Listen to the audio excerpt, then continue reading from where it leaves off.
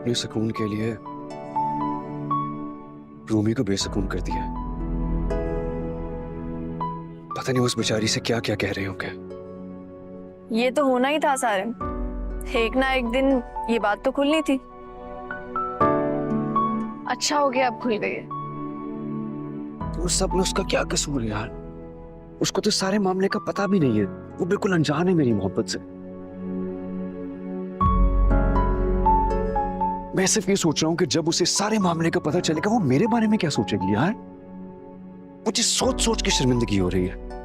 सारिम, पुरानी बातें छोड़ो ना, अब ये सोचो कि आगे क्या करना है। क्या मतलब? सैरिश रूमी के साथ अच्छा बर्ताव तो कर नहीं रही हूँ, अब हमें रूमी के लिए कुछ करना। नहीं माँ, मैं ऑलरेडी तुम्हारी बातों में आके रूमी को तकलीफ पहुंचा चुका हूं। दोबारा तुम्हारी बातों पे आके उसके लिए कोई नई परेशानी नहीं खड़ी करना चाहता। नहीं सारिम, तुम्हारा मकसद सिर्फ सैरिश से शादी से इनकार करना नहीं था, बल्कि रूमी के साथ शादी करना था। अब तो अपना इरादा और भी मजबूत करो। बल्कि हम एक काम करते हैं, हम आंटी अंकल को बिठाते हैं और उनसे बात करते हैं। वो अपने तजुर्बे के हिसाब से हमें बहुत अच्छा मशवरा भी दे सकता है। नहीं, फिलहाल हमें खामोश रहना है। वैसे भी बाबा ने कि वो सारे मामला हैंडल कर लेंगे। लेकिन ये बात पता कराना भी जरूरी है कि वहाँ चल क्या रहा है, और इसमें अरीशा हमारी हेल्प कर सकती है।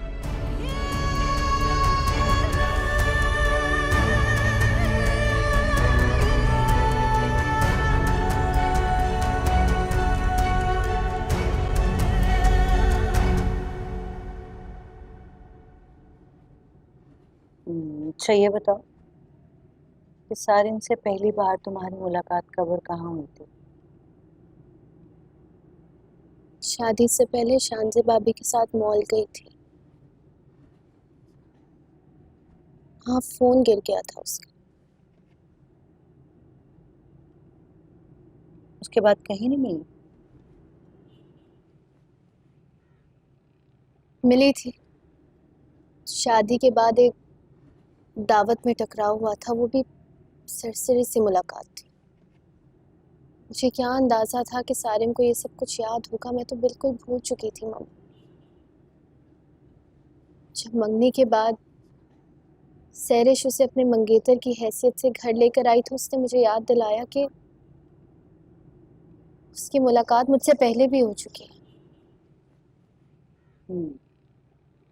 कोई और खास बात? और क्या बात होगी अम्मी, मुझे तो उसका नाम तक याद नहीं था। मैं हमेशा उसे सैरिश के मंगेतर की हैसियत से ट्रीट करती रही। मुझे क्या पता था कि उसकी वजह से मेरा बच्चा मुझसे अलग हो जाएगा। सैरिश ने जो उल्टे सीधे इल्जामात मुझ पर लगाए, उसका दुख, उसकी तकलीफ हमेशा रहेगी मुझे। लेकिन सारे उसकी वजह से तो मेरा किरदार ही दागदार हो गया। ना वो ये सब कुछ करता, ना मुझे सैरिश घर से निकालती, ना आहिल मुझसे अलग होता। उसे कभी माफ नहीं करूंगी। हम एक काम करें, आप मुझे घर लेकर चले। मैं मम्मा पापा से कहूंगी, मैं उन्हें यकीन दिलाऊंगी कि मैं ऐसी नहीं हूं, वो मानेंगे। देखो रूमी, अगर उन्हें ये यकीन करना होता ना तो वो तुम्हारा नाम लेने के बजाय सारिन को खामोश करवा देता। लेकिन उन्होंने इसके बरक्स ये सारी तफसील अपनी बेटी को बता दी। इसका मतलब तो यही है ना कि उन्हें तुम पे यकीन नहीं था। लेकिन मैं तो बेगुनाह कटहरे में खड़ी गई हूं ना। अब आप बताएं, मैं क्या करूं? मैं आहिल के बगैर नहीं रह सकती। मुझे सिर्फ और सिर्फ अपना बेटा चाहिए, बस। और किसी की परवाह नहीं है मुझे।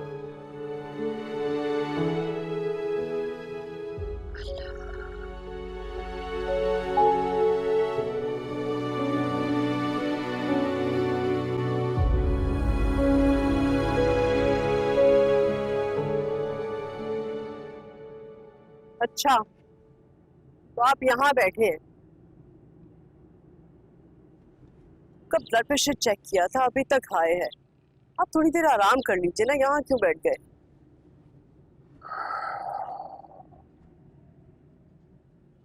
ये जो कुछ चंद दिनों से इस घर में हो रहा है, मुझे बड़ी परेशानी है। मैं चाहता हूं कि रूमी की जिंदगी किसी तरह से किसी परेशानी में न फंस जाए। फैजान ने सारिम से बात ही नहीं की, और फैजान से अगर कोई पूछेगा कि तेरी बेटी की मंगनी क्यों टूट गई, तो वो तो यही कहेगा ना कि सारिम को रूमी से मोहब्बत थी, इसलिए उसने सहरी से मंगनी तोड़ दी। मुझे मैं तवक्को ही नहीं करता था सारिम से कि इसको हम कहमखाना हरकत करेगा। वो तो सब ठीक है, लेकिन बताएं कि इस मसले का हल क्या होगा? ये तो मैं सोच रहा हूँ क्या करूँगा। भाई अगर उसे सहरी के साथ मंगनी नहीं करनी थी तो पहले बता देता, हम रूमी के साथ करवा देते। तो आप ये कहना चाह रहे हैं कि हमें सारिम की शादी रूमी से करनी चाहिए थी? अब क्या करते हैं, जो होना था वो तो हो गया, उसने तो कोई गुंजाइश ही नहीं छोड़ी। और अगर गुंजाइश होती भी तो आप ये बात क्यों भूल जाते कि वो एक बच्चे की माँ है? बहुत अफसोस हुआ मुझे तुम्हारी ये बात सुन के। तुम वीमेन सोशल वेलफेयर की चेयरपर्सन हो, और अपने बारे में अगर तुम्हारे ये ख्यालात हैं तो फिर क्या होगा बाकी हुआ? ये बिल्कुल ऐसा नहीं है जैसा आप समझ रहे हैं। ये बच्चा होता नहीं, ये बहुत बड़ी जिम्मेदारी होती है। अरे भाई अगर सारिम को कोई एतराज नहीं है इस बात पे, तो फिर हमें क्या एतराज है?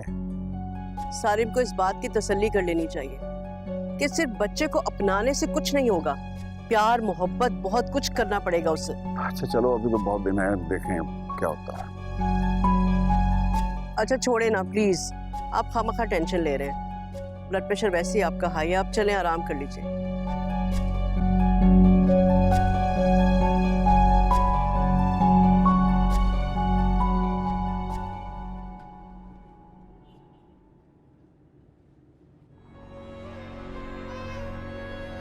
मम्मी, मैं अपने कामों में बिजी होती हूँ।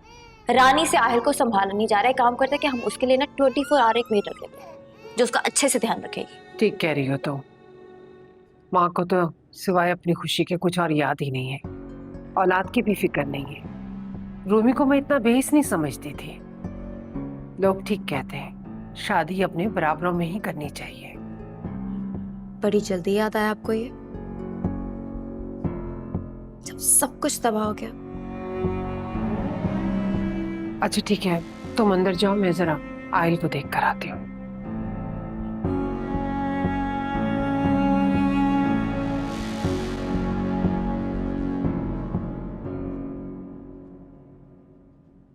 अम्मी और रूमी क्या कर रहे थे? अम्मी तो हर वक्त रूमी के साथ होती हैं। अयान भी मुझसे हर वक्त पूछता रहता है, आहिल कहाँ है, फुप्पो क्यों रो रही हैं। देखें आरिफ, मसला कोई भी हो, मैं सिर्फ इतना चाहती हूँ कि मेरा घर डिस्टर्ब नहीं होना चाहिए। उस दिन पे देर रात की वजह से अयान को स्कूल से छुट्टी करवानी पड़ी थी मुझे। क्या मतलब क्या तुम्हारा कि मेरा घर डिस्टर्ब नहीं होना चाहिए? साफ साफ बताओ क्या कहना चाह रही हो? शांति, किस कदर बेहिस हो चुकी हो तुम? मेरी बेचारी बहन छोटी सी उम्र में बेवा हो गई, उसके ससुराल वालों ने बच्चा छीन लिया उससे, और तुम कह रही हो कि वो शोक भी ना मनाए कि खुदा ना खासा तुम्हारा घर डिस्टर्ब ना हो जाए। हैं? देखिए आरिफ, इसे बुरा मनाने वाली बात नहीं है। आपकी बहन है वो, इसलिए आपको उसमें कोई बुराई नजर नहीं आ रही। जब तक कोई बात होती नहीं ना, बात बनती नहीं है। और यूं ही कोई उसको बुरा भला क्यों कहेगा भाई? एक मिनट, क्या मतलब क्या तुम्हारा इस बात से कि उन्होंने रूमी पे जो बहतान लगाया वो दुरुस्त है? ऐसा नहीं कहा मैंने। हाँ, मगर मफहूम तो यही था ना तुम्हारा। अब मेरी एक बात तुम कान खोल के सुन लो शांति, आज के बाद अगर तुमने मेरी बहन के बारे में कोई भी ऐसा लफ्ज मुंह से निकाला ना, तो फिर मुझसे बुरा कोई नहीं होगा। मैं तुम्हारी बहुत सी बातें सुनता हूं, बर्दाश्त करता हूं, पी भी जाता हूं, लेकिन मेरी बहन के किरदार पे मत जाओ। आगे समझ?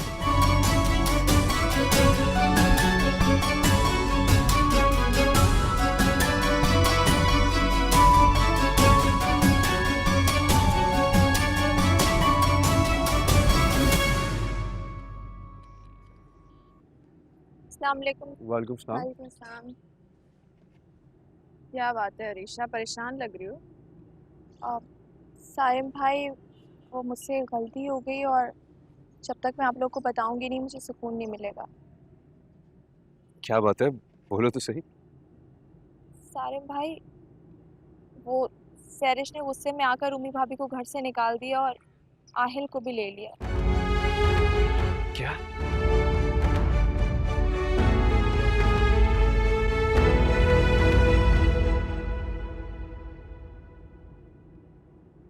तो अंकल और आंटी ने भी उसको मना नहीं किया? कैसे कर सकते हैं वो ये सब? वो अंकल आंटी उस वक्त यहाँ पर थे।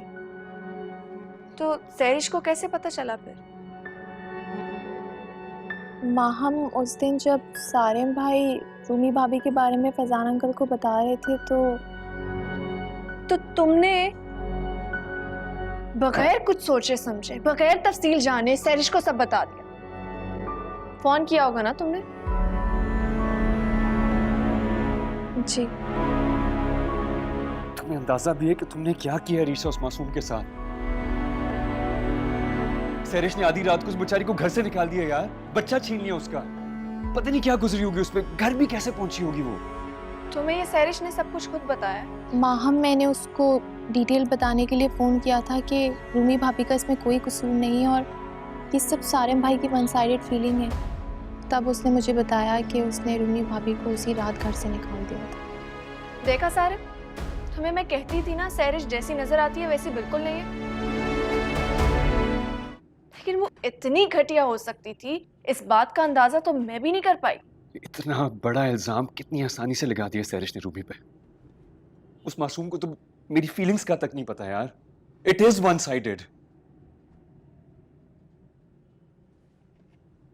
पता नहीं क्या गुस्सी होगी बेचारी पे। तुमने रूमी को कॉल की? मैं फोन मिलाती हूँ।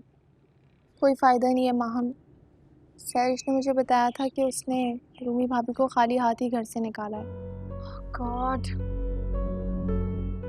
फिर भी मैंने उन्हें कॉल ट्राई की थी मगर रूमी भाभी का फोन बंद है। मुझसे ना बहुत बड़ी गलती होगी कि मैंने तुम लोगों के सामने डिस्कस भी कर लिया। नहीं बताना चाहिए था मुझे किसी को।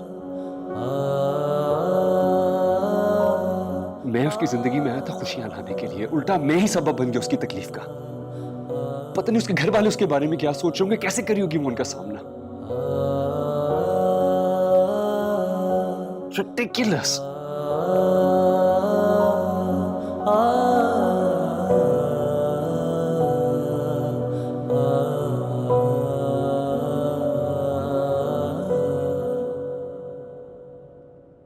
ये होता है जल्दबाजी का अंजाम। वो लड़की बेचारी बेमकसद तुम्हारे इश्क की भेंट चढ़ गई। और रूमी के घर वाले हम लोगों के बारे में क्या सोच रहे होंगे कि कैसे लोग हैं हम लोग।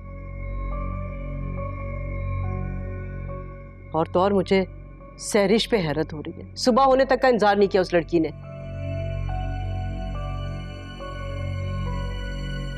और रूमी की माँ के दिल पे क्या गुजरी होगी जब आधी रात को अपनी बेटी को इस हालत में देखा होगा उसने। और तुम्हारी इस हरकत ने हम सबको रूमी की बददुआओं में शामिल करवा दिया है। अब ये सारा मामला मुझे खुद संभालना पड़ेगा। मगर वो कैसे अंकल? माम, तुम और सादिया रूमी घर जाओ और जाके उससे समझाने की कोशिश करो। मेरा ख्याल है वो मान जाएगी।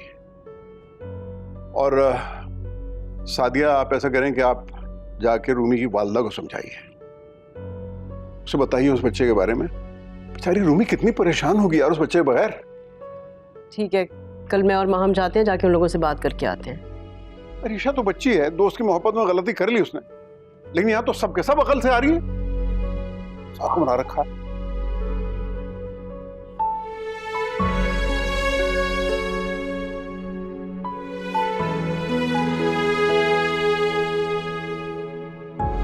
सारिम, तुम जानते हो ना तुम्हारे बाबा तुमसे बहुत नाराज हैं।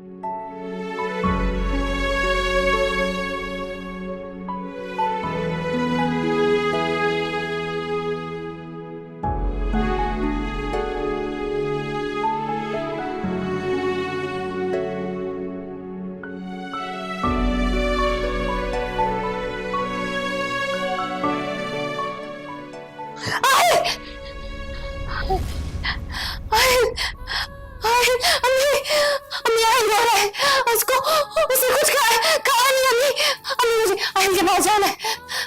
बेटा मेरा बच्चा भाई, भाई मुझे आहिल के पास ले जाए। भाई से कुछ खाया नहीं है। मैं सब कुछ सह लूंगी भाई, मैं सब कुछ बर्दाश्त कर लूंगी, मैं जॉब भी छोड़ दूंगी, लेकिन मैं उसके बगैर नहीं रह सकती। रूमी बेटा मेरी बात सुनो, मेरी तरफ देखो। कुछ नहीं हुआ। तुमने ख्वाब देखा, तुम्हें किसी की कोई ज्यादती, कोई जुल्म बर्दाश्त करने की जरूरत नहीं है। और मैं तुमसे वादा करता हूँ कि कुछ दिनों में तुम्हारा बेटा तुम्हारी गोद में होगा, ठीक है? तुम्हारा भाई भी जिंदा है। हाँ, अम्मी आप लेटाएं, से पानी लेकर आऊं? मैं पढ़ के फूक लूं। मम्मा पप्पू क्यों रो रही है?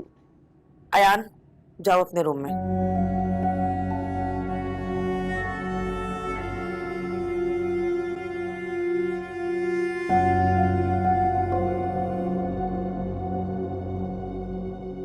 आए आप भी। हाँ मैं आ रहा हूँ।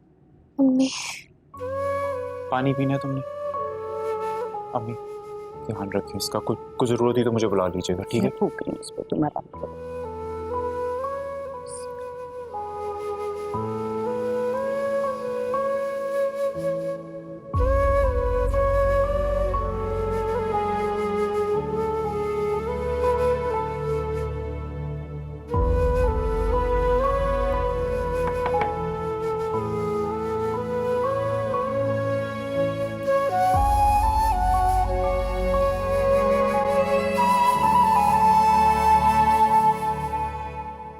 सारिम, तुम अंकल की बातों की वजह से परेशान मत हो।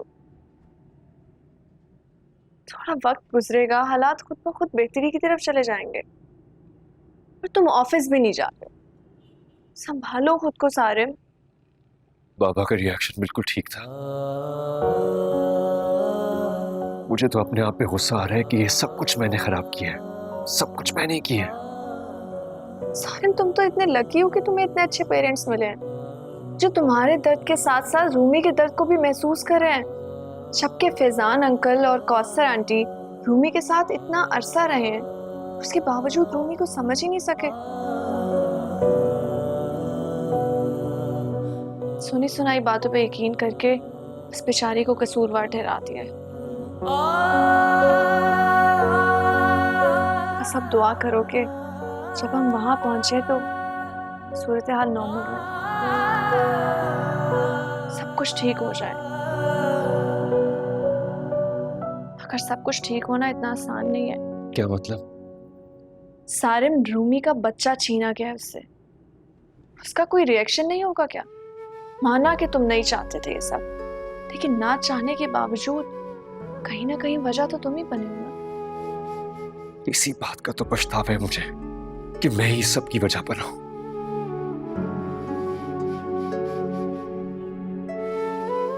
अच्छा, तुम टेंशन नहीं लो, सब कुछ ठीक हो जाएगा इंशाल्लाह। इंशाल्लाह।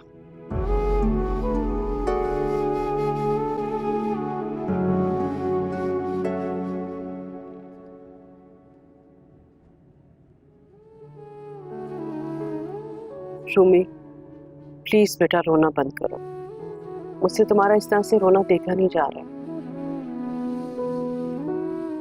देखो अल्लाह पे भरोसा रखो, सब ठीक हो जाएगा।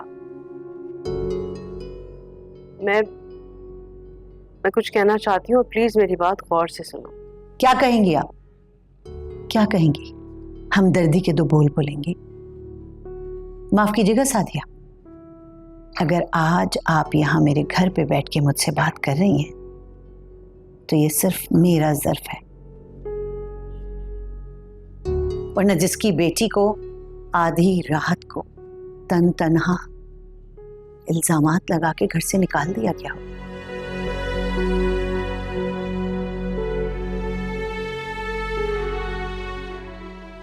बात करना तो बहुत दूर की बात, लोग आपको अपने दरवाजे पे दस्तक देने के लिए भी इजाजत नहीं देंगे। आंटी, आपका गुस्सा और रूमी का गिला बिल्कुल जायज है, लेकिन आप यकीन जानिए कि हमें बिल्कुल अंदाजा नहीं था ये सब कुछ रूमी के साथ हो जाएगा। अगर आप ठंडे दिमाग और इत्मीनान से एक बात सोचें तो सबसे ज्यादा बुरा तो रूमी के ससुराल वालों ने उसके साथ किया है। क्या इतने अरसे से वो रूमी को नहीं जान सके? आप इस बात को छोड़िए, मुझे ये बताइए कि क्या आप मेरी बेटी रूमी की पोजीशन उसके ससुराल में क्लियर करवा सकती हैं?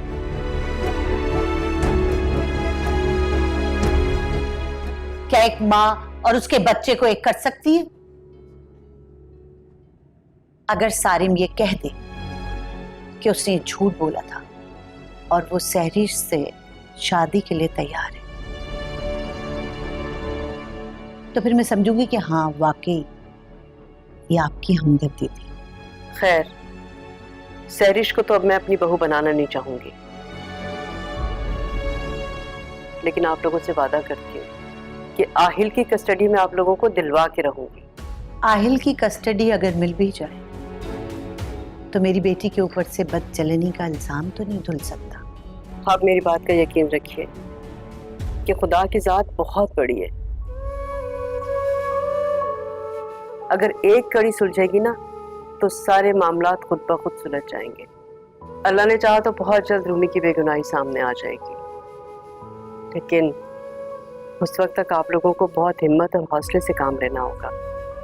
इंशाल्लाह सब ठीक हो जाएगा। मुझे सिर्फ अपना बेटा चाहिए और कुछ भी नहीं चाहिए। मेरा बच्चा मुझे मिल जाएगा तो सारे इल्जामात, सारी तकलीफ भुला दूंगी, बर्दाश्त भी कर लूंगी। मेरी बेटी की अच्छाई ही उसकी सबसे बड़ी बुराई बना दी गई है। वो आप लोगों के हाथों बर्बाद होने के बावजूद भी अपने बच्चे से मिलने की आस में सब कुछ भूलने के लिए तैयार है। मैं अपने बेटे की वजह से बहुत शर्मिंदा हूँ, लेकिन उसने सही बात गलत मौके पर कही।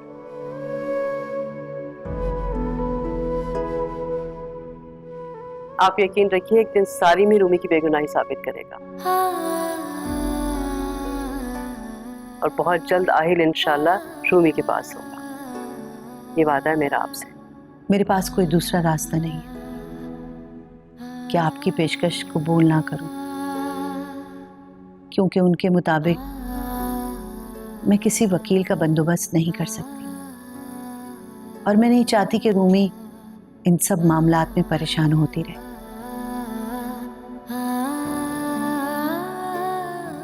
मेरा बेटा और बहू काम से बाहर गए, वो आते हैं तो मैं आपको जवाब देती।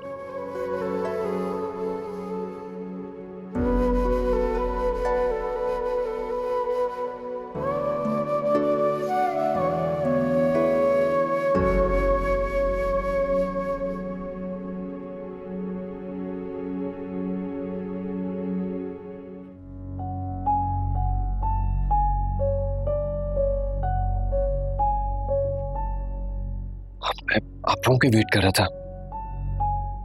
सो ग्लैड आप लोग आ गए।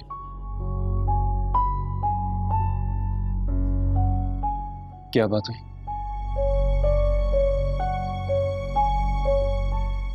अम्मी बताए ना क्या बात हुई है। अम्मी मैं आपसे कुछ पूछ रहा हूं, मुझे परेशानी हो रही है, प्लीज मुझे बताएं। सारिम, मैंने इतनी तकलीफ आज से पहले कभी महसूस नहीं की,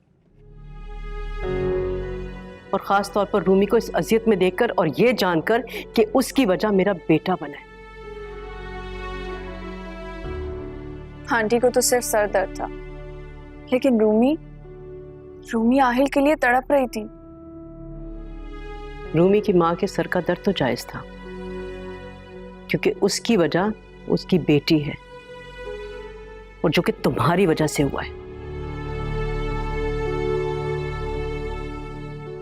वो बेचारी रूमी अपने बच्चे की वजह से बहुत परेशान है, तड़प रही है आहिल के लिए। खैर, मैंने बात की थी उन लोगों से। जब मैंने उनसे कहा कि बच्चे की कस्टडी के बारे में कुछ सोचें, तो काफी मुतमईन थे वो लोग। आपने जब कस्टडी की बात की तो क्या कहा उन्होंने? उन्होंने क्या कहना है तुम अच्छी तरह से जानते हो। आम घरानों के लोग क्या सोच सकते हैं इससे ज्यादा। कोर्ट कचहरी इसके बारे में सोच के परेशान हो जाते हैं। कह रही थी कि बेटे से बात करेंगी, उसके बाद ही कुछ जवाब देंगे। आई थिंक आंटी हमें थोड़ा टाइम देना चाहिए। आई होप कि जो भी डिसीजन करेंगे वो बहुत अच्छा होगा। मेरा एक बहुत अच्छा दोस्त है अम्मी, लॉयर है, इस तरह के केसेस बहुत अच्छे तरीके से डील करते हैं। मैं एक्चुअली उससे बात करता हूँ। तुम इस मामले से ना दूर ही रहो तो अच्छा है। कोई जरूरत नहीं है तुम्हें कुछ करने की। मैं हूं ना, मैं सब देख लूंगी। तुमने जो करना था वो कर लिया।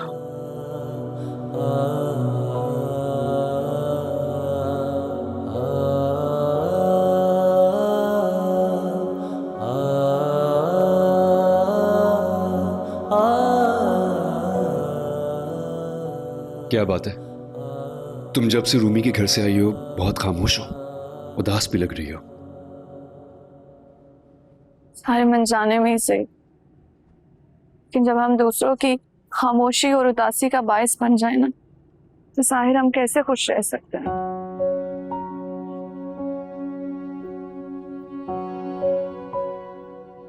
देखो महा, मैं तुमसे कुछ कह रहा हूँ। तुम सही कहते थे सारे, मैं बहुत बेवकूफ और जज्बाती लड़की हूँ। हमेशा कोई भी काम करने से पहले नहीं बाद में सोचती हूँ। ये सब करने के लिए भी मैंने ही तुम्हें उकसाया था ना। सारे प्लीज मेरा यकीन करो, मेरी ऐसी कोई इंटेंशन नहीं थी। मैं सिर्फ ये चाहती थी तुम और रूमी खुश रहो। आई नो, प्लीज खुद को कसूरवार समझना बंद करो। मैं हूँ कसूरवार ना, मैं फैजान अंकल के सामने रूमी का नाम लेती ना, ये सब उसके साथ होता। बहुत बुरी हो सारे। तुम बिल्कुल भी बुरी नहीं हो, इनफैक्ट तुम बहुत अच्छी हो, तभी तो तुम्हें रूमी की तकलीफ भी महसूस हो रही है। प्लीज फिक्र ना करो। पता नहीं क्यों मेरा दिल कह रहा है कि अब सब कुछ ठीक होने का वक्त आ गया है। सारिम, तुम रूमी की खुशियां उसे लौटा दो, रूमी का बच्चा उससे मिलवा दो, वरना मैं खुद को कभी माफ नहीं कर पाऊंगी। इंशाल्लाह ऐसा ही होगा। प्लीज ये रोना बंद करो, वरना मैं भी रोना शुरू हो जाऊंगा। एंड वन थिंग, तुम रोते हुए बिल्कुल नहीं अच्छी लगती। रिलैक्स।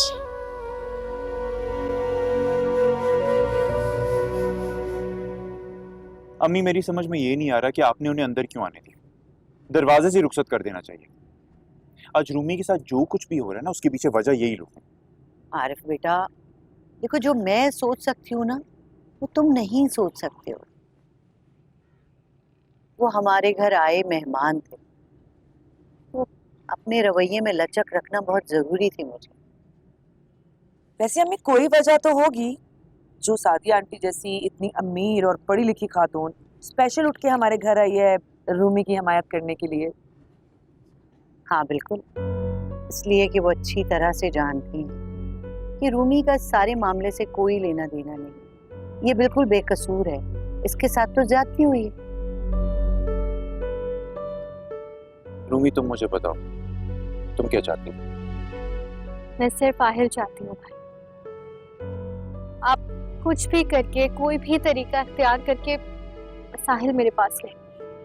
भाई देखो रूमी, अगर सादिया आंटी अपने सारे सोर्सेज इस्तेमाल करके तुम्हें कस्टडी ले भी देती है ना आहिल की, तो तुम संभाल नहीं पाओगे उसको। भाई उसको इतनी आदत हो गई है अच्छी सहूलियात में रहने की, और तुम्हें तो पता है कि तुम्हारा भाई इतना खर्चा नहीं उठा सकता।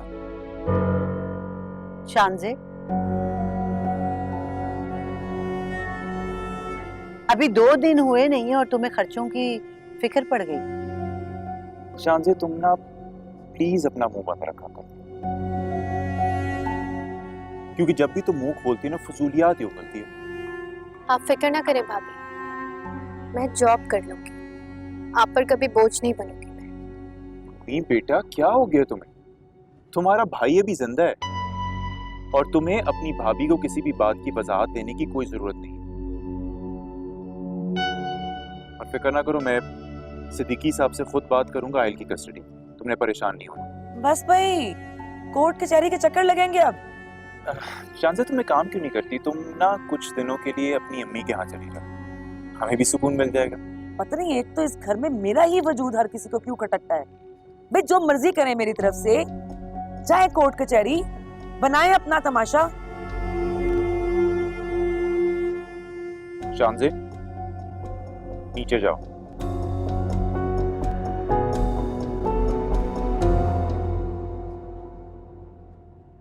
देखिए आप लोग प्लीज इसकी बातों का बुरा मत मानिएगा, ये तो ऐसी बोलती रहती है। और उम्मी, जो तुम चाहोगी ना वही होगी, और तुम्हारा भाई ये भी समझ।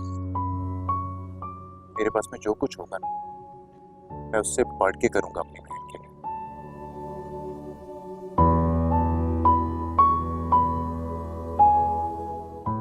जीते रहो बेटा, जीते रहो।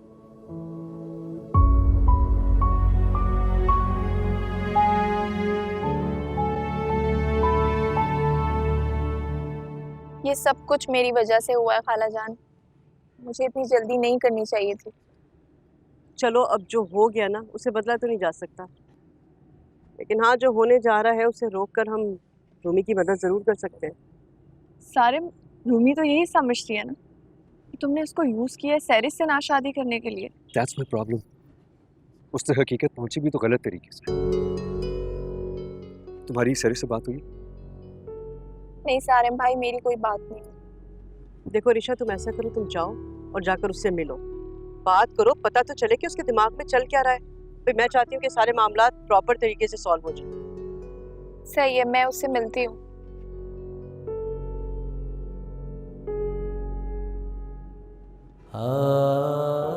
बस एक बार तुम मेरी जिंदगी में आ जाओ, मैं तुमसे वादा करता हूँ कि मैं तुम्हारी सारी तकलीफों का मैं दावा कर दूंगा और तुम्हारे आयल को ताबिश से ज्यादा मोहब्बत दूंगा। सैरिश, तुम्हें सारिम भाई से बात करनी चाहिए। सारा गुस्सा रूमी भाभी पे क्यों निकाल दिया? तुम यहाँ रूमी की हिमायती बनकर आई हो। रूमी की हिमायती होती तो तुम्हें कॉल ना करती, मगर जब मुझे ये पता चला कि रूमी भाभी की इसमें कोई गलती नहीं है, सारिम भाई दिल दे बैठे। नहीं सुनना मुझे कुछ। सैरिश प्लीज काम डाउन। क्या हो गया है तुम्हें? कम से कम आहिल के बारे में सोचो। तुम इतने छोटे बच्चे को मां से अलग कैसे कर सकती हो? आहिल एक आहिल ही तो है जिसके सहारे मैं अपनी बेइज्जती का बदला ले सकती हूँ। रूमी, आहिल के बगैर वो ज्यादा देर रह नहीं पाएगी। मजबूर होकर वो मुझसे जल्द राब्ता करेगी, मुझे ये यकीन दिलाने के लिए कि उसके और सारिम के बीच में कुछ नहीं है, और इसी बात का मैं फायदा उठाऊंगी। कैसा फायदा?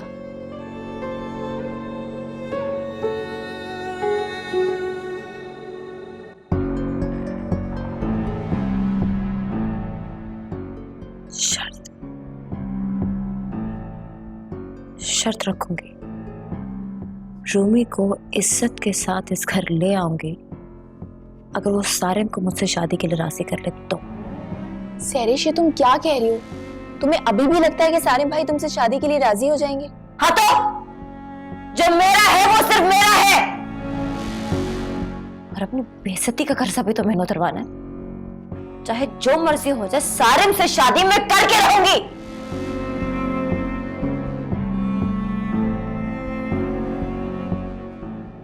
और मैं चाहती हूँ कि मेरी ये बात रूमी तक तुम पहुंचाओ, वो तुम्हारी बात पे यकीन करेगी। मैं तुम्हारी इसमें कैसे मदद कर? कुछ नहीं चाहती है रीशा, मेरी दोस्ती का सबूत दो। मैसेज करो, कांटेक्ट करो, जो मर्जी करना करो, लेकिन ये करके दिखाओ मुझे।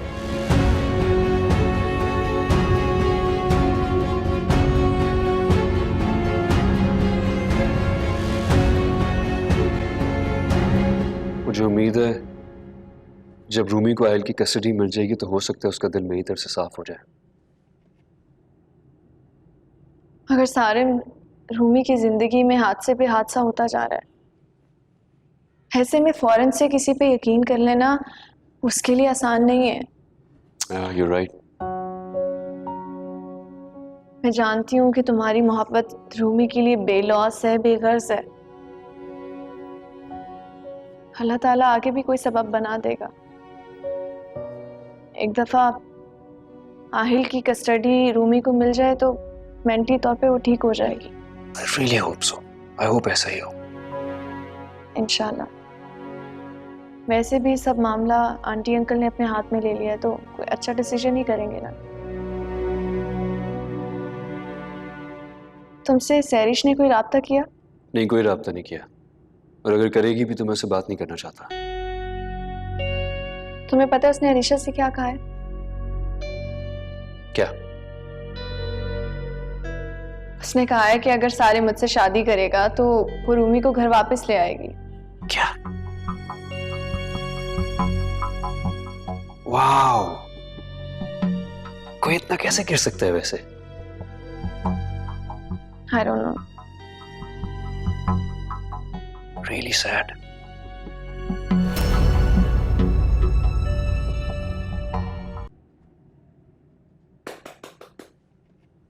आइए। साहब जी बाहर बाहर कोई आपसे आरिफ साहब मिलने आए। अच्छा, बिठाओ उन्हें, मैं आता हूँ। ठीक है।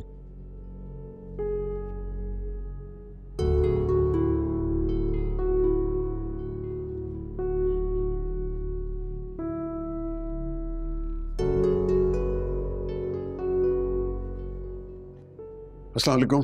वालेकुम अस्सलाम। बैठो बैठो।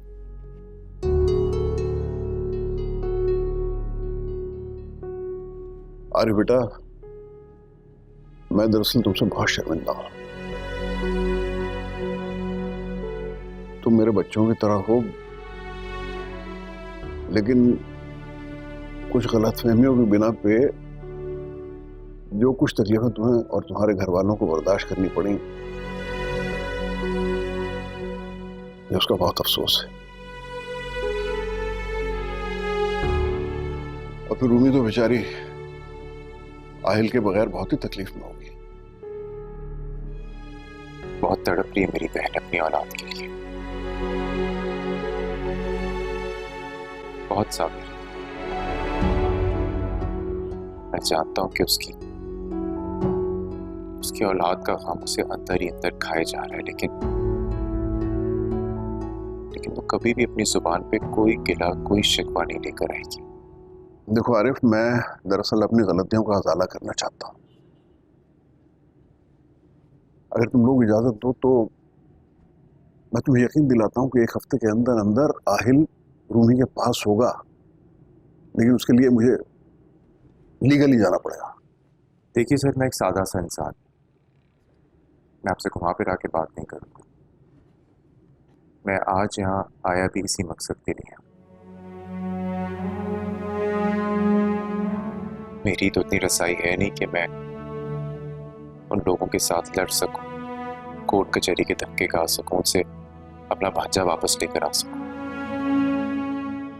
और मैं और मेरी वालदा भी यही चाहते हैं कि रूमी को कोर्ट कचहरी के धक्के ना खाने पड़े।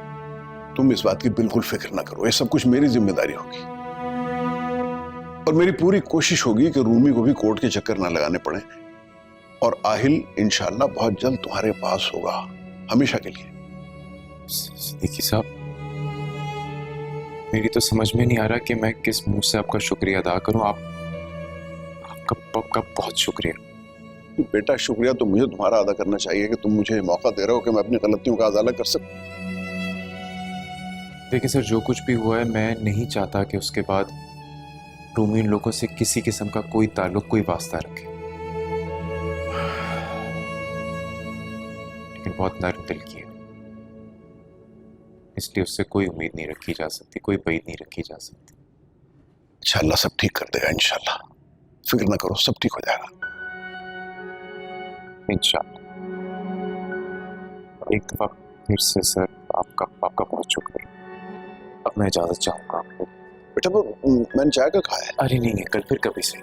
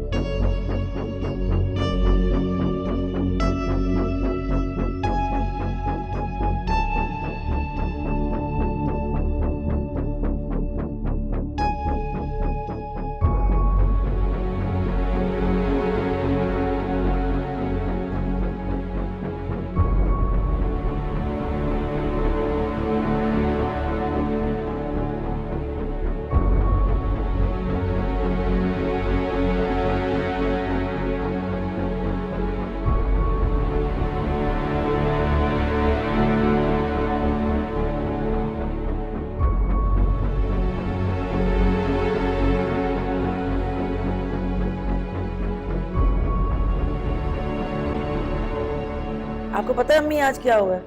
अयान ने क्या बताया मुझे आके? क्या कह रहा था? रुके, वो खुद ही आपको आके बताएगा तो यकीन करेंगी आप। अयान, अयान जल्दी आओ, इधर आओ। आप जब आज गली में खेल रहे थे फुटबॉल अपने दोस्तों के साथ, तो वहां पे क्या हुआ था खुद बताएं जरा दादू को। दादी, वो जो मेरा दोस्त है ना साथ, उसने कहा था तुम्हारे घर में काले कोट वाले कौन आए। मैंने कहा था वो मेरे बाबा के दोस्त हैं। उसने कहा था नहीं, वो लॉयर है, वो पुलिस के साथ काम करते हैं, जो गलत काम करते हैं वो उनको बचाते हैं। इसका मतलब है तुम्हारे बाबा ने कुछ गलत काम किया है। और बस उसके बाद इसने उसको बॉल मारी और घर आ गया। बेटा अयान, यहाँ आओ, मेरे पास आओ।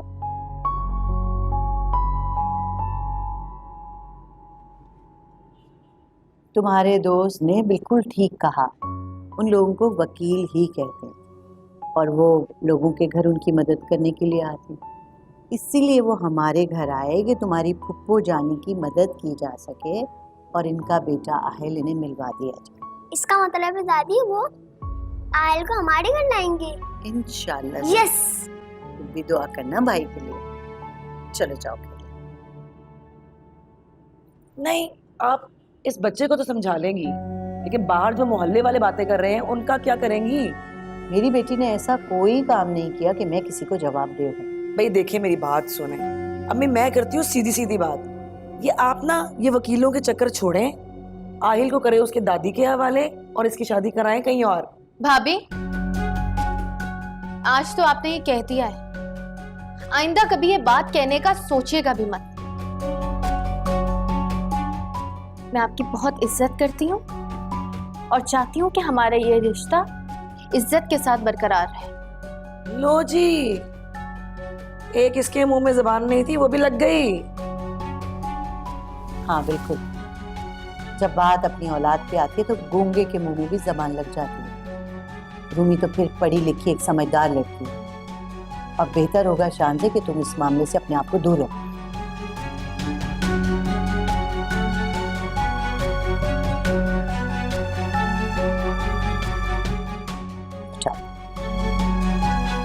इस लड़के को परेशान।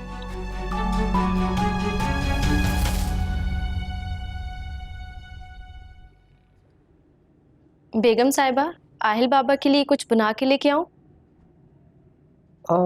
खिचड़ी बना के ले आओ। जी बेगम साहिबा।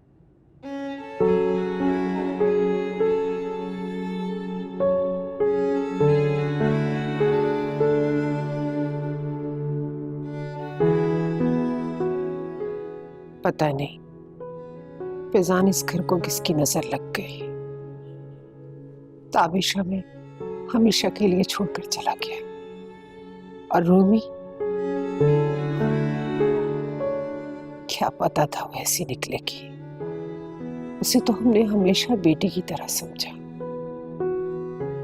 हैरत तो मुझे भी होती है, कितनी मासूम लगती थी, चेहरे पे मोहब्बत, लहजे में प्यार। सच मानो तो मुझे अब भी बहुत सारी बातों का यकीन नहीं होता। अपने चेहरे और लहजे से ही तो सबको बेवकूफ बनाती रही है वो। उसे तो अपने बच्चे की भी परवाह नहीं है। आहिल को हमारे हवाले करके पलट कर भी उसने अपने बच्चे को नहीं देखा कि वो किस हाल में कैसा है। जिस तरह की सैरिश ने हमें बताया है कि वो ये सब कुछ कह कर गई है, मुझे नहीं लगता कि उसे आहिल का कोई ख्याल होगा। आहिल रानी के साथ बिल्कुल भी अटैच नहीं हो रहा। आहिल अपनी माँ के बगैर किसी से भी घुल मिल नहीं रहा, दिन ब दिन कमजोर होता जा रहा है। कुछ समझ नहीं आ रहा, क्या करूं? क्या पता रूमी ने ये सोचा हो कि ताबिश तो चला गया है, अब आहिल को हमारे पास ही रहने दे, क्योंकि वो ये जानती तो है ना कि हम आहिल से किस कदर मोहब्बत करते हैं और उसका बहुत ख्याल रखेंगे। आजकल की लड़कियां बच्चों से भागती हैं। मुझे तो सैरिश को देखकर दुख होता है दिल कुड़ता है मेरा। वो बहुत दुखी है लेकिन खुद को जाहिर नहीं करती। हम क्या कर सकते हैं, जो अल्लाह की मर्जी, हम तो उसकी रजा में राजी। आहिल कहाँ है? रानी ऊपर कमरे में लेके गई है। मैं देखता हूँ उसे।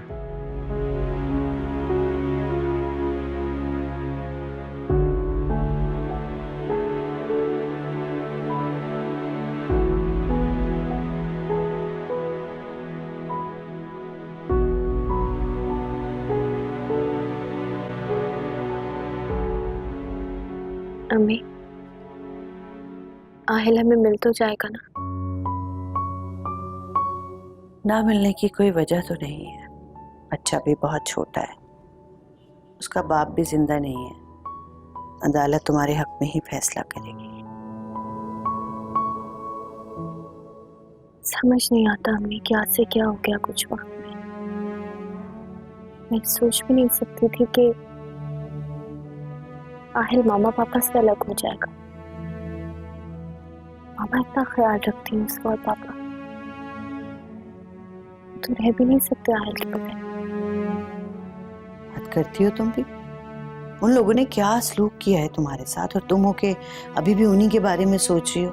अजीब लड़की हो। क्योंकि यकीन नहीं आ रहा, दिल को तसल्ली नहीं मिल रही है कि ऐसा भी हो सकता था। मामा सैरिश की बातों में आ गई हूँ। सबसे ज्यादा हैरानी की बात मेरे लिए ये है कि पापा भी ना समझ सके। परेशान मत हो इन बातों को लेके। आहिल मिल जाएगा ना तो इंशाल्लाह सब कुछ ठीक हो जाएगा। एक बात पूछो।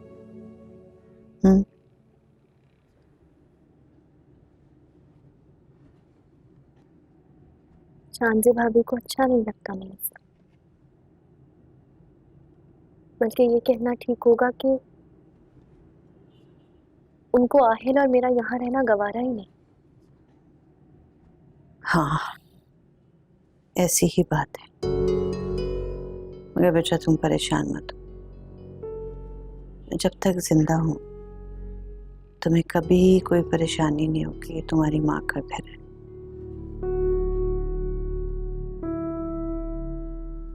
लेकिन आरिफ भाई बहुत अच्छे हैं।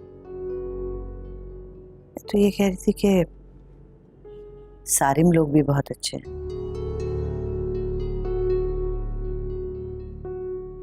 सारिम का नाम तो आप ना ही लिया करें मेरे सामने। वो तो ठीक है, लेकिन बेटा सादिया और सिद्दीकी को अपनी गलती का एहसास हो गया, तभी तो वो देखो ना इस केस में तुम्हारा साथ दे रहे हैं। इतना बड़ा वकील तुम्हें करके दिया। आरिफ बता रहा था कि वो उस शहर का बहुत बड़ा और बहुत महंगा वकील है। सिद्दीकी की वजह से ही आके उसने सारे डॉक्यूमेंट्स तुमसे घर पे साइन करवाए, ताकि तुम्हें कहीं आने जाने में प्रॉब्लम ना हो। देखो ना, अगर वो ये सब कुछ ना भी करें हमारे लिए तो हम क्या कर सकते हैं, लेकिन वो फिर भी हमारा साथ दे रहे हैं।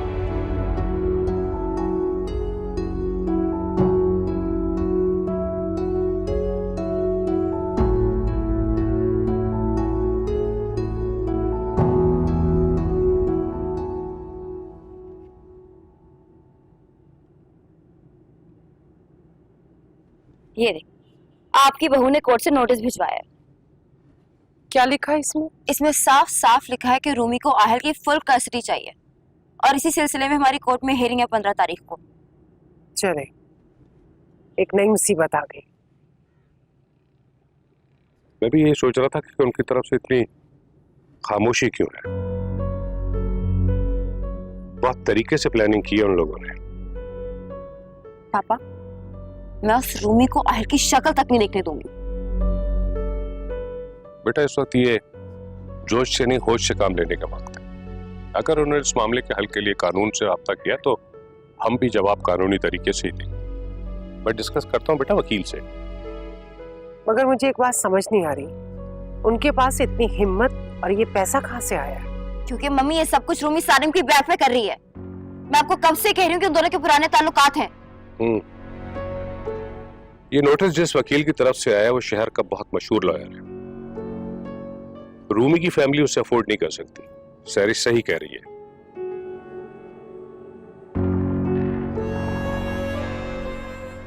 पापा, मैं तो कहती हूँ कि रूमी पे ना 2-3 चार्जेस लगा देते हैं, बद चलने के, चोरी के या किसी भी और चीज के, ताकि हम एक केस बना सके कि हमें एक कैरेक्टरलेस लड़की को अपनी औलाद नहीं सौंपनी। खामोश रहो सैरिश।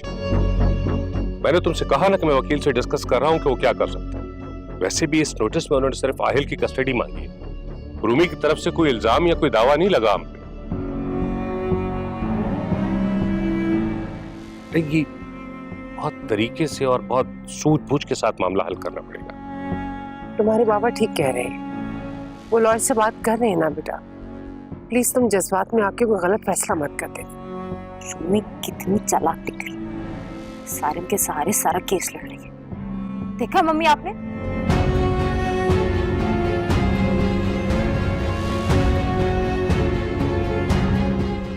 जी अस्सलाम वालेकुम वकील साहब। जी फैजान बात कर रहा हूँ।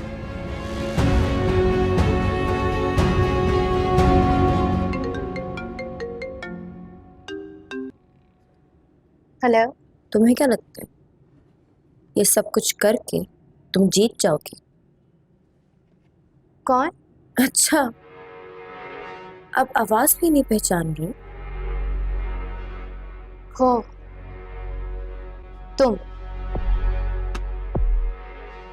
तुम्हें कैसे भूल सकती हूँ मैं?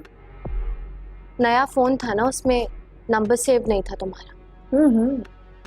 सारिम ने सबसे पहले तुम्हें नया फोन ही तो दिलवाया होगा, है ना? बस एक लफ्ज और नहीं कहोगी तुम। किसने फोन किया? जो तुम चाहती हो ना रूमी, वैसा कभी नहीं होगा। चाहे तुम सारिम के कंधे पर जितना बड़ा लॉयर हायर कर लो, आहिल तुम्हें कभी नहीं मिलेगा, समझी? सैरिश, आज तक तुमने मेरे साथ जो कुछ भी किया मैंने बर्दाश्त किया, लेकिन ये मत समझना कि आहिल के मामले में मैं पीछे हट जाऊंगी। और इसे मेरी वार्निंग समझना तुम। वाह जी वाह, बड़ा बोलना आ गया है। तुम्हारी सारी अकड़ मैंने पानी में ना बहा दी तो मेरा नाम भी सहरिश नहीं। तुमने आज तक जो कुछ भी किया उसमें सिर्फ और सिर्फ अपना नुकसान किया। मुझे तो अपने अल्लाह पर पूरा यकीन है कि मुझे मेरा बच्चा मिल जाएगा, लेकिन ये सब कुछ करने से तुम्हें सारिम कभी भी नहीं मिलेगा।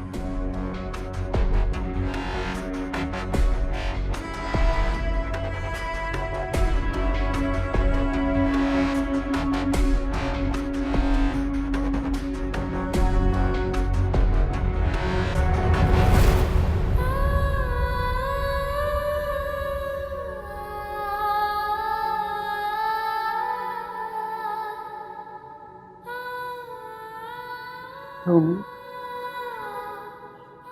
बेटा क्यों रो रही हो तुम? क्या बात है? तुम्हें शान से नहीं कुछ कहा?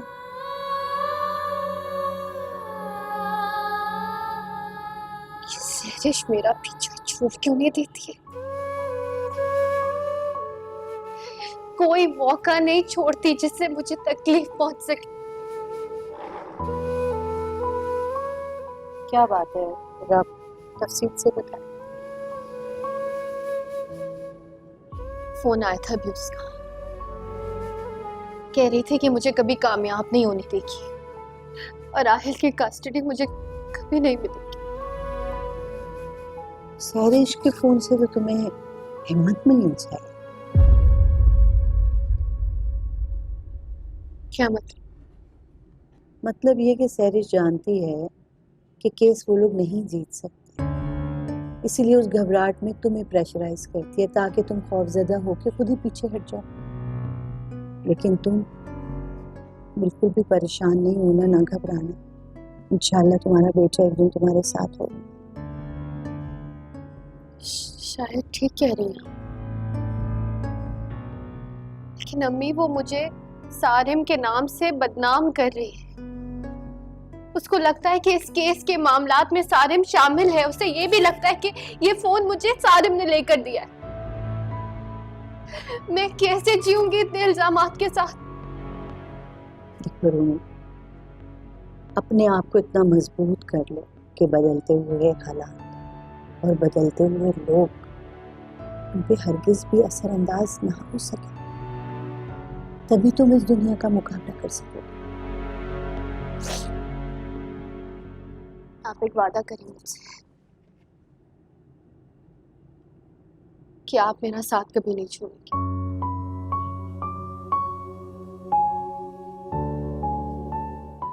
भला एक माँ भी कभी अपनी बेटी का साथ छोड़ सकती है?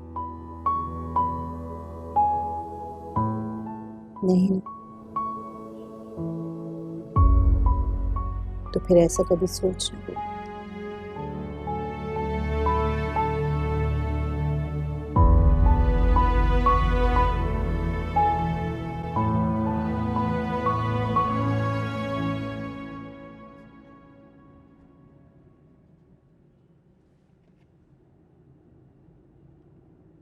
मुझे यकीन है आपको अंदाजा हो गया होगा कि केस रूमी के हक में जाएगा, मगर मैं फिर भी जज साहब के ऑर्डर से पहले बैक ऑफ नहीं करूंगा।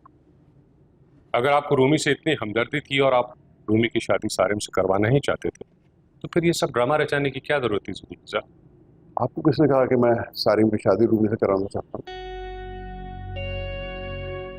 मैं तो एक मजलूम लड़की का साथ दे रहा हूँ जिसे रात के अंधेरे में उस पर गलत इल्जाम लगा के घर से निकाल दिया गया और उसके बच्चे को कब्जा लिया गया।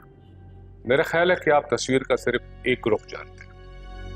रूमी आहिल को अपनी मर्जी से रात को छोड़कर गई थी। यह भी तो हो सकता है कि आप भी तस्वीर का एक ही रुख देख रहे हैं। बहरहाल मैं ये बातें इस केस में रजिस्टर नहीं कराना चाह रहा हूँ ताकि उन दोनों लड़कियों की इज्जत पे बात ना आए, और मैं चाहता हूँ कि मामला सिर्फ कस्टडी तक रहे, इससे आगे ना बढ़े। मेरा ख्याल है सिद्दीकी साहब ये बातें हमारे वकील आपस में करने को ज्यादा बेहतर हो।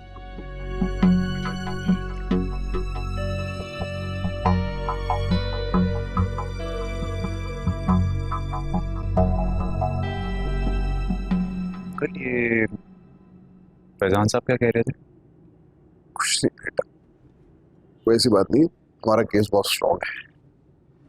उनके पोते का मामला है, फ्रस्ट्रेशन तो होगी ना।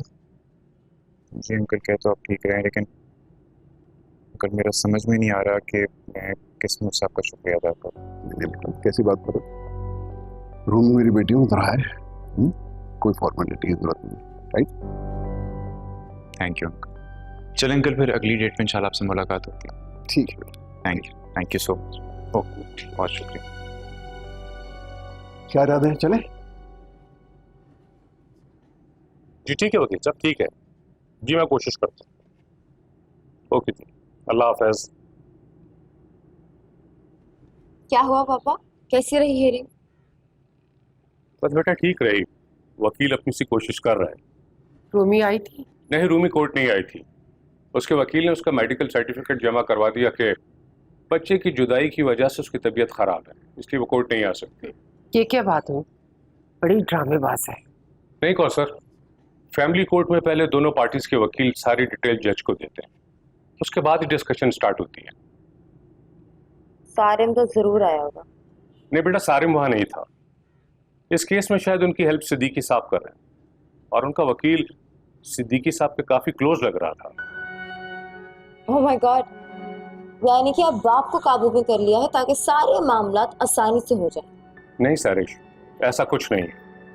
सिद्दीकी साहब ने मुझे खुद कहा है कि वो सारिम की शादी रूमी से नहीं करवाना चाहते, वो तो बस उनकी हेल्प कर रहे हैं। पापा, ये तो बहुत खुशी की बात है।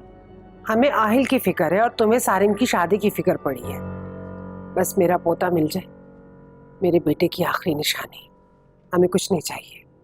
देखो कौसर, देखते हैं कि नेक्स्ट वीक की हेयरिंग पे क्या होता है। वैसे इस तरह के केसेस में इतनी जल्दी जल्दी डेट्स नहीं मिलती। लगता है सिद्दीकी साहब का वकील बहुत मेहनत कर रहा है और वो जल्द से जल्द इस केस को क्लोज करना चाहता है। तो पापा, आप वकील से कह के कुछ उल्टा सीधा रूमी के खाते में क्यों नहीं डलवा देते? लॉयर्स तो अपनी तरफ से पता नहीं क्या क्या कहानियां घड़ते रहते हैं, राइट? ये भी तो हो सकता है कि आप भी तस्वीर का एक ही रुख देख रहे हैं। बहरहाल मैं ये बातें इस केस में रजिस्टर नहीं कराना चाह रहा, ताकि उन दोनों लड़कियों की इज्जत पे कोई बात आए। आप मुझे क्यों उस तरह देख रहे हैं, क्या हो गया? कुछ नहीं बेटा, मैं काफी थक गया हूँ, मेरे ख्याल में थोड़ा आराम कर लूँ।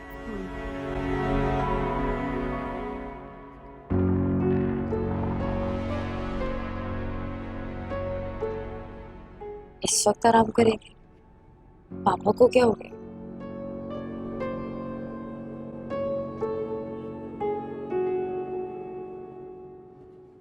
रूमी, तुम्हें बिल्कुल परेशान होने की जरूरत नहीं। आज जो आर्ग्यूमेंट्स हुई है ना, उससे मैं बहुत मुतमईन हूँ।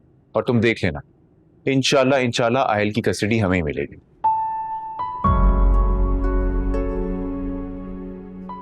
सच में भाई? सिद्दीकी साहब ने बहुत अच्छा लॉयर हायर किया है, बड़े अच्छे से हमारा केस प्लीड कर रहे हैं। बस दुआ करें आप लोग के आगे जो भी हो अच्छा ही। इंशाल्लाह। मैं 2 नफल शुक्राने की पढ़कर आती हूँ। भाई, पापा थे वहां?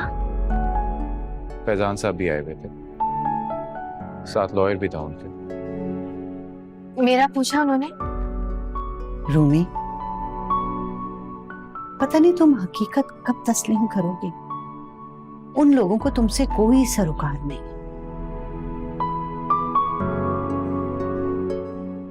मैं आती हूँ।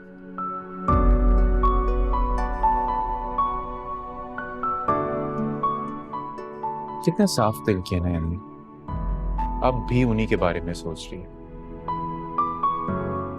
कि आहिल के बाद वो कितनी तकलीफ में आ जाएंगे। मेरी इतनी प्यारी हीरे जैसी बेटी की उन लोगों ने कदर नहीं की। अम्मी जी, हो सकता है कि रूमी की कदर कहीं और लिखी है। आरिफ, क्या तुम भी वही सोच रहे हो जो मैं सोच रही हूँ? जी, सोच भी रहा हूँ और चाहता भी यही हूँ, लेकिन साफ बात है अम्मी, वो लोग बहुत बहुत ऊंचे, बहुत बड़े, बहुत पैसे वाले लोग। पता नहीं रूमी को एक बच्चे के साथ कबूल करे ना करे। मैं भी यही सोचती हूँ। खैर, देखो अल्लाह आगे क्या करते हैं, फैसला तो रूमी ने ही करना है। देखिए अम्मी, जिंदगी को आपने मुझसे ज्यादा करीब से देखा है, आपका तजर्बा भी बहुत ज्यादा है, लेकिन जितना मेरा तजर्बा है उसके मुताबिक सिद्दीकी अंकल लोग बहुत अच्छे लोग। हाँ, मैं मानता हूं कि रूमी जिन तकलीफों से गुजर रही है उसके जिम्मेदार वो लोग हैं, लेकिन फिर भी उन्होंने घर पे आके माफी मांगी, कितना बड़ा पाना। बस अब आप दुआ करें कि रूमी के लिए जो भी हो आगे बहुत अच्छा, उसने बहुत तकलीफ देख ली। आमीन। आमीन।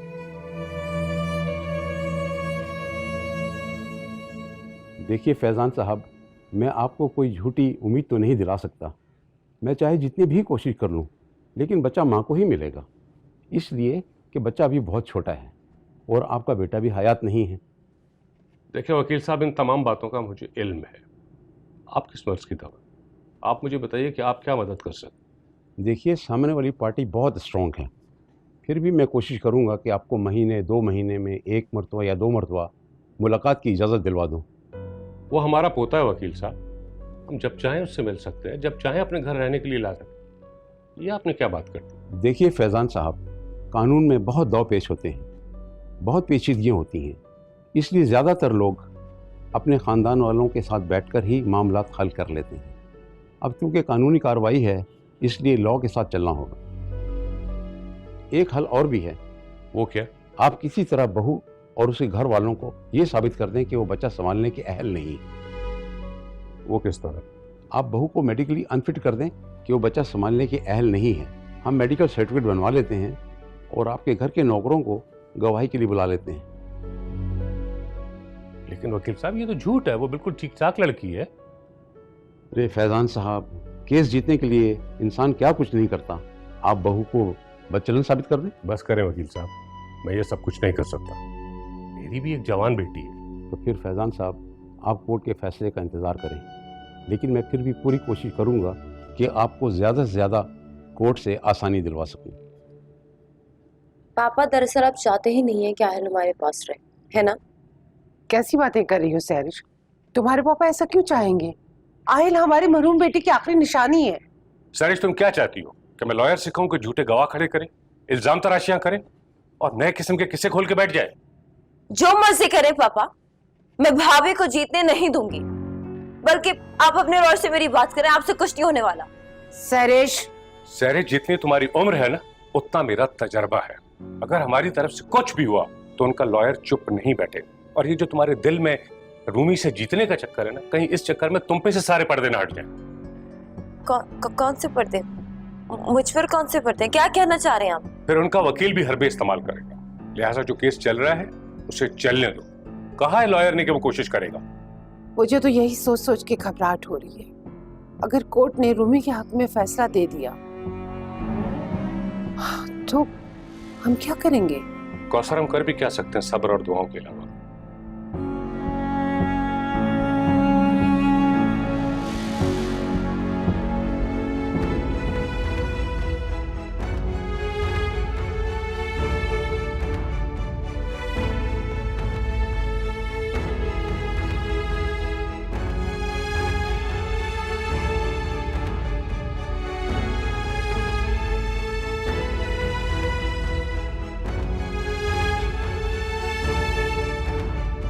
कैसे भूलेंगे वो सितम जो वक्त ने किए हैं सनम।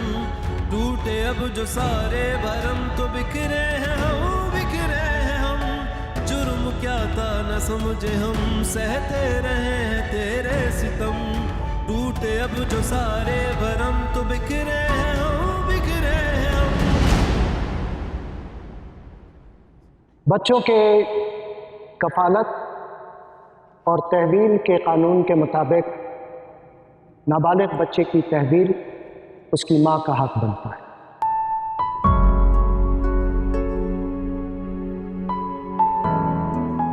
लिहाजा ये अदालत फैजान अहमद को हुक्म देती है कि वो आहिल अहमद व ताबिश अहमद को उसके माँ के सुपुर्द कर दे।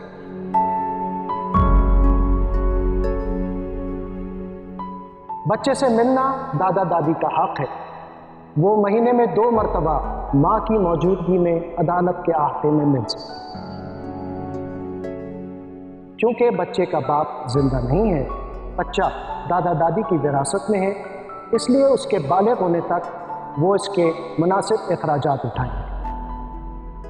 बाकी जितने भी अहकामात अदालत ने दिए हैं उसके ऊपर सख्ती से अमल किया जाए।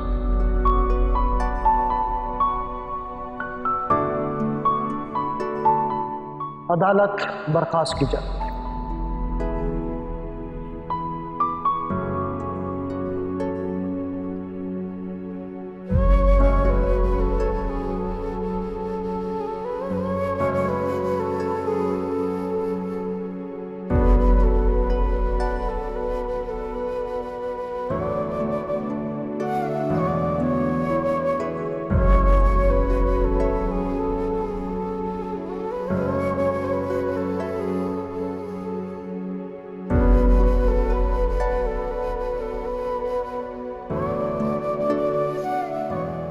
अंकल, आपका बहुत बहुत शुक्रिया। आपने इस मुश्किल वक्त में, इस मुश्किल घड़ी में हमारा साथ दिया।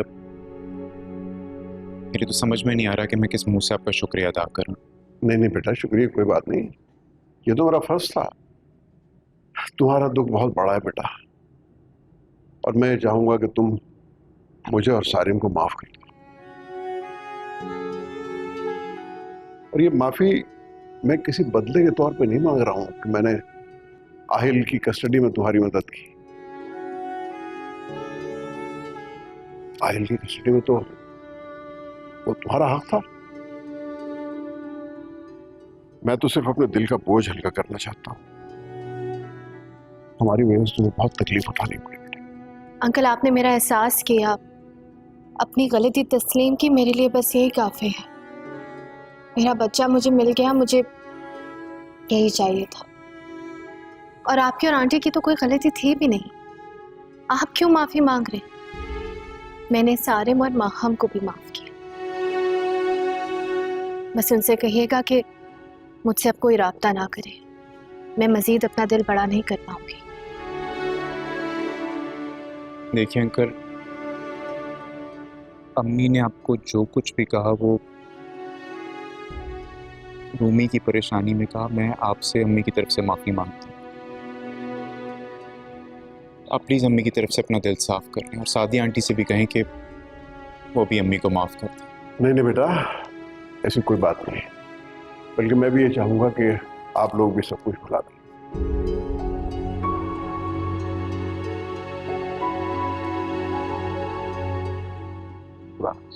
खुदा हाफिज़। चलो रूमी।